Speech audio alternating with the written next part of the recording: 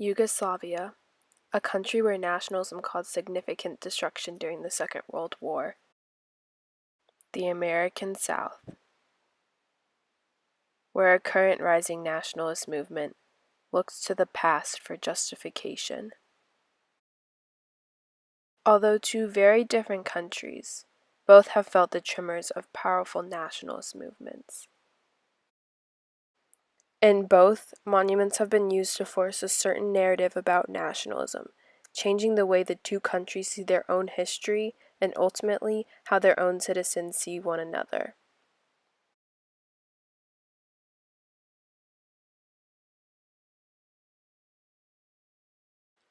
Before the start of World War II, the Western Balkans were part of a country called the Kingdom of Yugoslavia.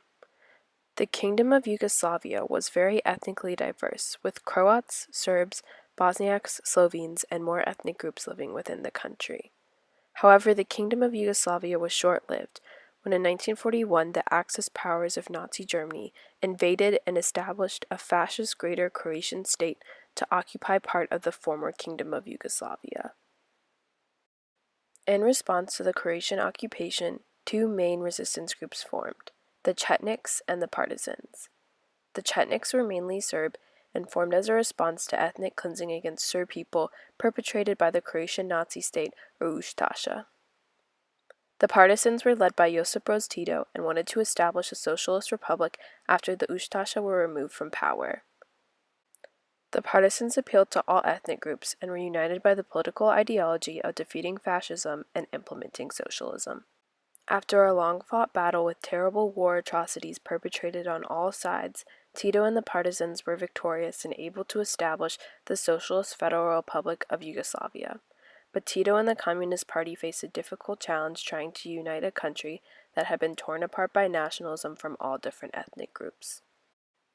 As a way to unite people together, the Communist Party of Yugoslavia used public monuments such as statues and museums to honor those who fought in the Second World War for the anti-fascist movement. One such monument was the Museum of Revolution of Bosnia and Herzegovina, built in Sarajevo in 1966.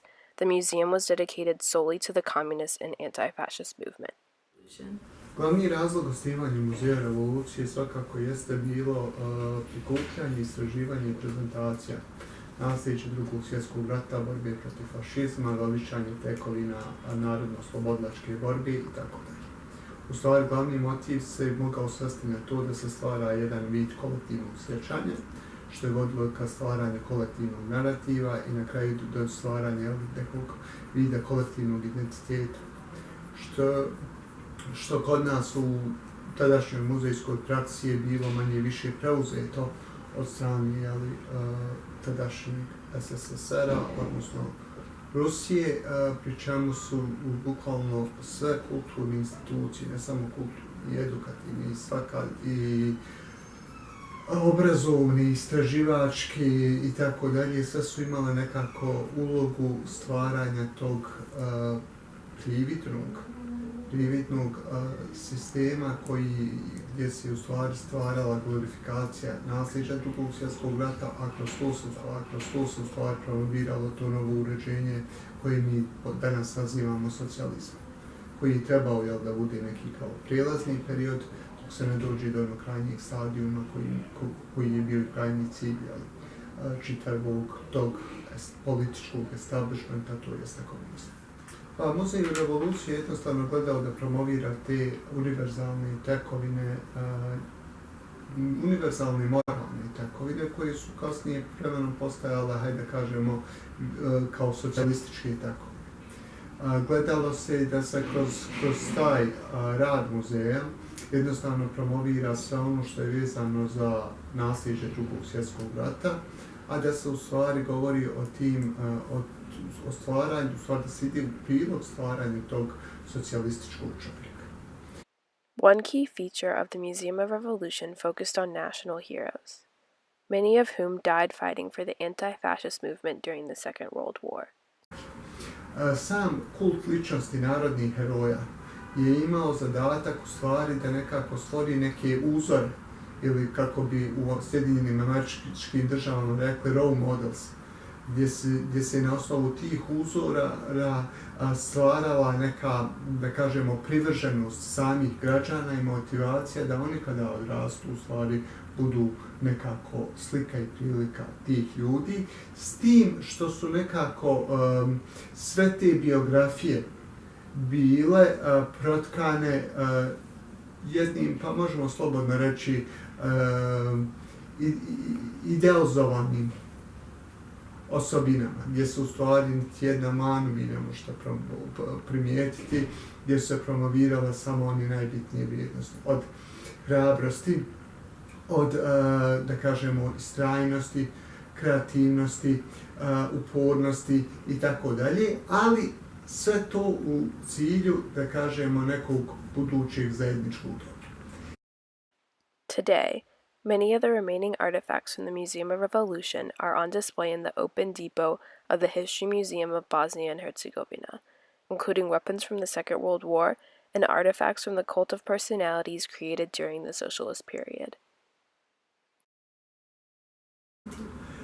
Pa naravno, znači kompletan narativ, već smo rekli da je bio vezan za promoviranje tog antifašističkog nasljeđa.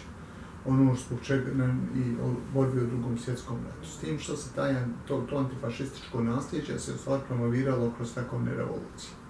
Znači, usko je vezan antifašizam sa takovnom revolucijom. I tu je isto tako rađeno smišljeno. Iz prostog razloga što su antifašističke takovine nešto najsvjetlije, ne samo ovdje u Bosni i Hercegovini, nego ono ima čak univerzalnu vrijednost. I upravo kroz tu univerzalnu vrijednost se u stvari promovirala i to revolucionarno djelovanje, odnosno stvaranje jednog novog društvenog poretka uporedo sa borbom protiv fašizma.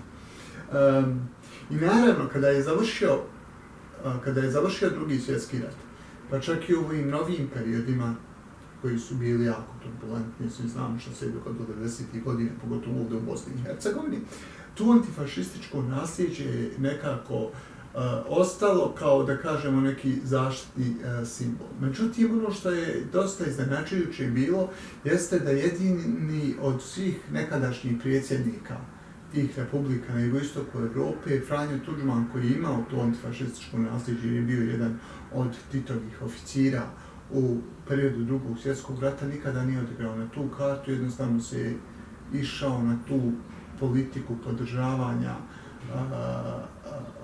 nacionalističkih struktura koje su u tom periodu bile jednostavno, u periodu Jugoslavije, bila nepoželjna struktura u samoj Hrvatskoj. Jednostavno nikad se nije pozivao na to antifašističko nasljeđe, jer tobože ono je bilo referirano za komunističko nasljeđe. I upravo ta barijera gdje se u stvari krenuo u obračun sa socijalizmom i komunizmom, dovelo je do toga da se jednostavno i ti antifašistički narativi stavljaju nekako u zapečak i stavljaju u zaborav, pa čak u nekim segmentima i da se zanemaruju. To je ono što je, recimo, problem i današnjeg društva. Doduše, danas je situacija kudikamo povoljnija nego što je to bila neposredno po završetku 90-ih, kad je taj, da kažemo, nacionalni naboj još uvijek bio u punom jeku, međutim ti narativi su krenuli, da kažemo, silaznom putanjom. Evo danas, recimo, kad prođemo kroz edukativni sistem ili, recimo, ja svedem djecu u otvoreni depo, kad krećem da im pričam o narodnim herojima, djeca ne znaju ko su narodni heroji. Tu su nekada ličnosti koji su imali svoje ulice, koji su imali svoje institucije, koji su... Ultimately, the collective narrative of a united anti-fascist front was unsuccessful in overcoming ethnic nationalism, as nationalist movements led to the breakup of Yugoslavia. Over 7,000 miles away in the southern part of the United States, a private group used their power to retell a nationalist agenda through the use of a public statue in Chapel Hill, North Carolina. In the early 1860s in the United States, a war was fought between the United States of America and the recently seceded Confederate States of America. The Civil War was fought over the issue of race-based slavery. In the Confederate States of America, slavery was a legal and protected practice, while the Union, or the United States of America, was looking to outlaw the institution. The Civil War ended in a Union victory and brought along the end of slavery and the re-entry of the Confederate States into the Union. Afterwards, the U.S. went through a period of transition called the Reconstruction. The Reconstruction was a period of expansion of black rights, including the right to vote. Some black leaders were elected to local offices as well as the United States Congress. With the expansion of black rights, white supremacists looked to re-establish the status quo by implementing institutional segregation through Jim Crow laws, saying that blacks and whites should have separate institutions such as schools, transportation, and even water fountains. Throughout the American South, monuments are built to memorialize the Confederacy and the soldiers who died fighting for the Confederate States. But those monuments symbolize more than just fallen soldiers. There were two waves of Confederate memorialization in the South. The first begins pretty quickly, pretty soon after the end of the war, and goes on until the mid to late 1880s. And if you look at those monuments, they are almost all of them are in cemeteries, and they are, they're markers of grief and mourning, and that's the way that people who place them talk about them.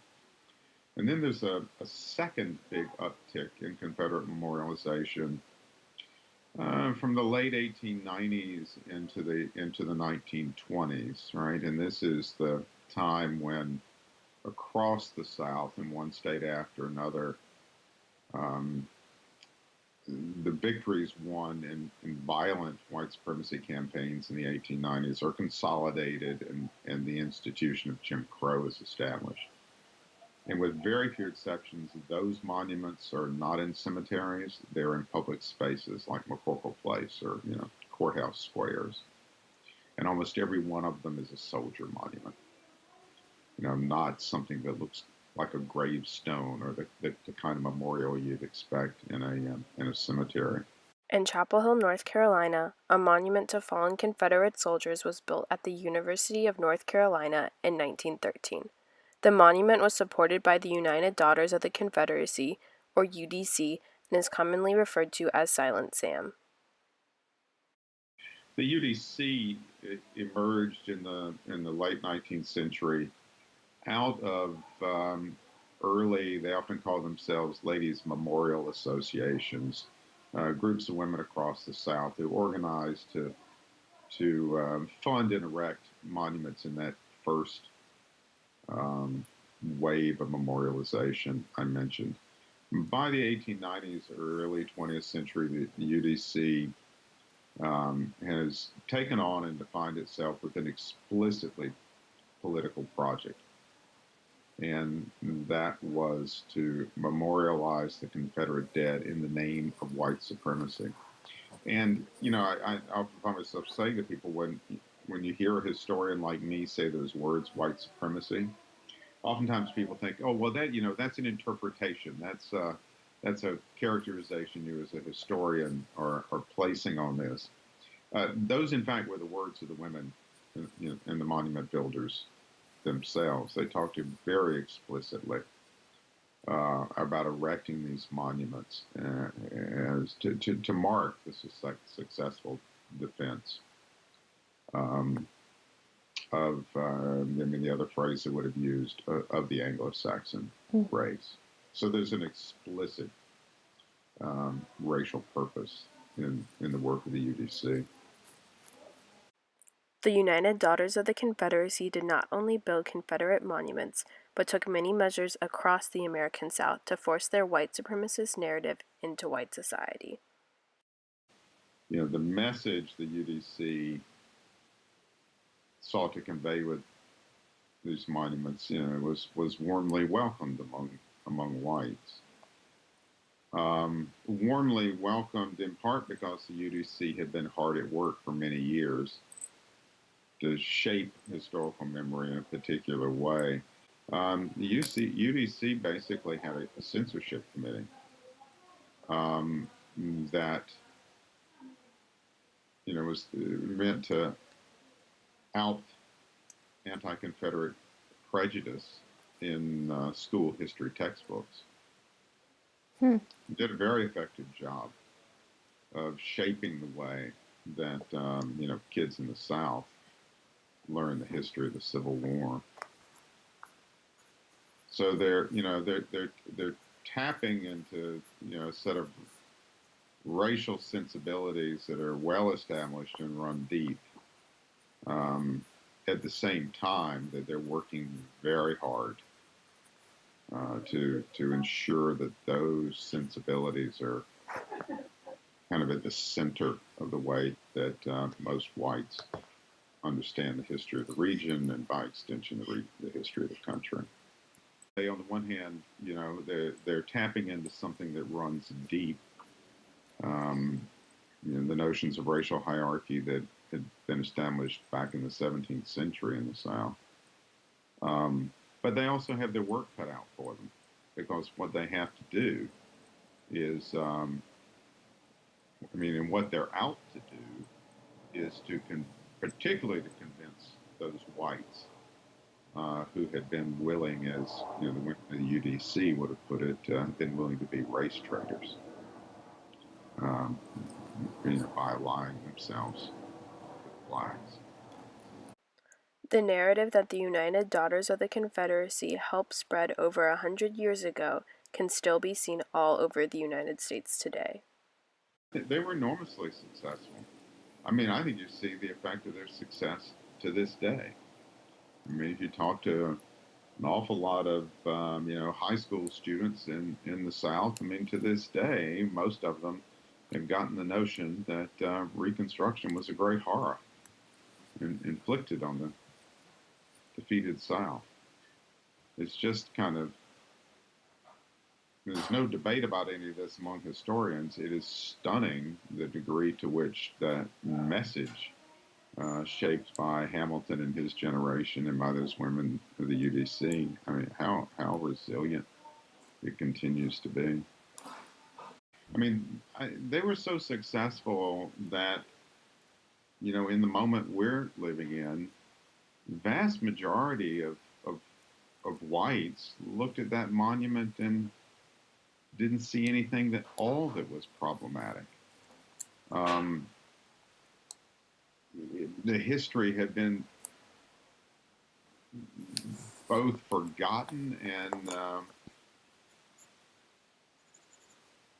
and sort of actively forgotten. After years of protests for the removal of Silent Sam, on August 20th, 2018, anti-white nationalist protesters tore down the statue. The pedestal and base were further removed by the university on January 14th, 2019, after the chancellor at the time announced her resignation. As of the production of this documentary, the North Carolina Board of Governors has yet to decide what to do with the monument and what it has left behind. What I would certainly say too, and about the activists here on this campus, and I would have said this even before it came down, that they had won a pretty significant victory, because what they did is quite fundamentally change the discourse. It doesn't mean that everybody got to a point of agreement that the things have, should come down.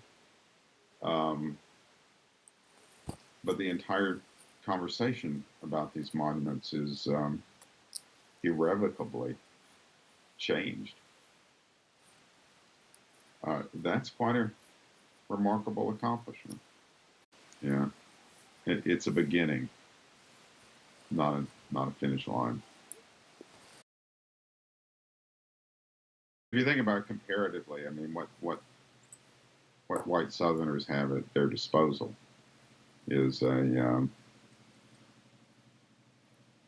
they've got an American nationalism, right, that they can grab onto. And again, what's really interesting is the way that these people who were defined by an act of treason managed to convince everyone and reposition themselves as the most patriotic of patriots. Although in Bosnia and Herzegovina, the Museum of Revolution was built to unite, and in Chapel Hill, Silent Sam was built to divide, one central topic is at the heart of both of these monuments: nationalism. In the American South, the monument builders were very successful in forcing their narrative of white supremacy and nationalism across white society.